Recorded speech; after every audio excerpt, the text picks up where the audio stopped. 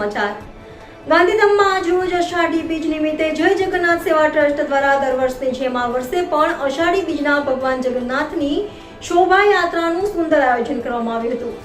આ રથયાત્રામાં બહોળી સંખ્યામાં લોકો ઉમટી પડ્યા હતા અને જય જગન્નાથના નાદ સાથે વાતાવરણ ગુંજી ઉઠ્યું હતું. ઓરિસ્સાના પુરીના ભગવાન શ્રી જગન્નાથની વાર્ષિક મુલાકાત યાદમાં ગુંડિયા મંદિર ખાતેથી અષાઢ મહિનામાં રથયાત્રાનું આયોજન કરવામાં આવે છે.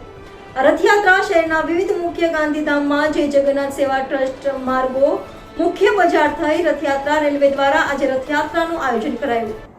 કોલોની ખાતે પહોંચી હતી, જ્યાં ગોળાવદરના વર્ધમાન નગર ખાતે શિવ મંદિર પરિસરમાં તારીખ 14/7 સુધી જગન્નાથના મંદિર ખાતે આજે સવારે સંધ્યા આરતી, મહાપ્રસાદ વગેરેનું આ રથયાત્રાનું પ્રસ્થાન કરાયું હતું.